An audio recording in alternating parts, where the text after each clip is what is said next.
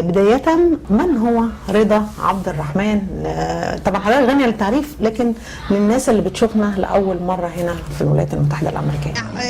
أنا عارفة إن الحفلة خاصة بالبنك الأهلي، وده مش عيب أبدا إن القنصلية تنسق مع أي جهة أيا كانت مصرية. بيبقى في تنسيق، وحضرتك عارف إن في شركات استثمارية وبنوك وناس في الأهمية اللي هي من الأهمية إن هم يعرفوا ما يحدث في مصر. بيبقى في تنسيق مع القنصلية.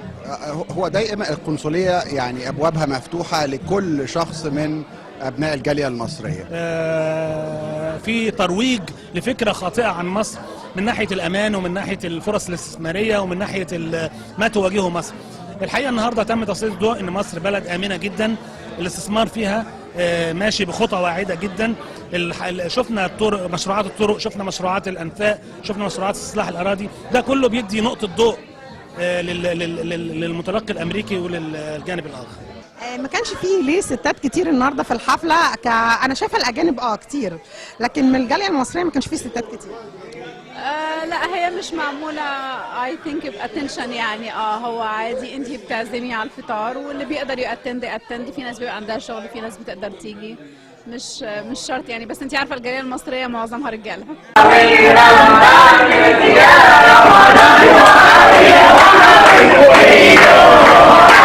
وان شاء الله يعم السلام على كل الوطن العربي وعلى سوريا اكيد، على بلدي سوريا. تحيا سوريا. وعاشت مصر. وعاشت مصر. عظيمه يا مصر. عظيمه يا مصر. عظيمه يا مصر. يلا عظيمه يا مصر. عظيمه يا مصر يا ارض النعم، يا مهد الحضاره، يا ارض الكرم. نيلك ده السكر، جوك معطر، بدرك منور بين الأمم. عظيمة يا مصر، عظيمة يا مصر يا أرض الهرم. وطبعا معانا حضرة القنصلية منورانا وممثلة في المستشار محمد رمضان، اللي تقريبا ما بيسيبش عايف عليه في الجالية دلوقتي او احتفال الا وبيحضروا. وكل سنة وحضرتك طيب. وانت طيبة والمصريين جميعا طيبين. عن فلسطين مثلا بقول اللي بيحضرني يعني شدوا الهم قوي، جرح بينده للحرية يا بحرية، هلا هلا هلا هلا. مين هو عادل البحيري؟ انا كنت قاعدة في مصر 3 سنين بس صغيرة يعني، جيتي صغيرة. بس هو المحظوظ بقى ان عنده اخت كبيره واخت صغيره، وهو ذا اونلي بوي.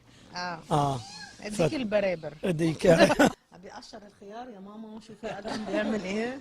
يعني بيقشر الخيار. تمام. مش هتصدق. لا اهو متلبس بيقشر الخيار. قضينا يوم جميل جدا مع عيله مصريه. بسم الله ما شاء الله، كلهم داخلين بطولة أمريكا للكاراتيه. بيحظى باحترام وتقدير عالمي.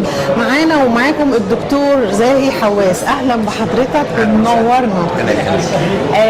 حضرتك قدمت استقالتك أيام الثورة بعد نهاية وزارة أحمد شفيق، وحصل نهب للآثار مصر، وقلت أنت غير قادر على حماية آثار مصر. ده حقيقي؟ هو طبعا يعني أنا ما اعتبرش اللي حصل ده ثورة. معانا ومعاكم في شهادة ميلاد، صح كده؟ مظبوط، وبرافو عليك انك يعني حافظة اول حاجة في المسلسل. لا هو الكلام كتير وحلو قوي، واهلا وسهلا بحضرتك. ربنا يخلي حضرتك. ربنا. لا ده شعب ذكي وواعي، وده تراثه ودي حضارته وده في جيناته. كل الفن العظيم ده في الجين المصري الاصيل، فمستحيل. اللي عايشين في الغرب مسموح لهم يبنوا اماكن عباده، فعايزين. بس ليه انت ليه جبت لي مثل؟ معلش هقطعك شويه. غير قطر. سلطنه عمان فيها البحرين. جيب لي مثل تاني غير قطر. هو كان احدث نموذج، لكن البحرين عندها من الاول، سلطنه عمان عندها من الاول، الامارات عندها. طول عمرنا يعني ارض الكنايس، ارض الجوامع. انا اصلي يعني عربي ومسلم، ولكني امريكي في نفس الوقت. تعرف ان انا اول مره اشوف حد يمني في البوليس كده. في ناس كتير يعني مش اللي من. انا اعرف ان انتوا بتحبوا التجاره. بنحب التجاره طبعا، بنحب نعمل فلوس يعني زي كل الناس. والشرطه ما فيهاش فلوس؟ لا بالعكس، يعني الشرطه فيها مجال فيها نفوذ. فيها نفوذ. دوت زي ما حضرتك اتشرفتي، هو كان حكر على فئة معينة وهم كان الإيطاليين. وأنا يعني جيت من مصر أنا مهندس ميكانيكا وشغال في المجال دهوت في مصر، كنت شغال في المقاولين العرب، ولما جيت شغلت في نفس المجال دهوت، بيعتبر العربي والمصري الوحيد اللي داخل في المجال ده بقالي 30 سنة. And I'm proud to serve the citizen of New York. I'm proud that I'm Egyptian. America is not easy country like they think. You work hard to get this, and you work harder to get this. ظابط يا جماعة بيطلع مهام صعبة، والممثل عنده الحمد لله الحس يعني هنقول ايه الانساني عالي عنده، وانا فخورة بيه جدا،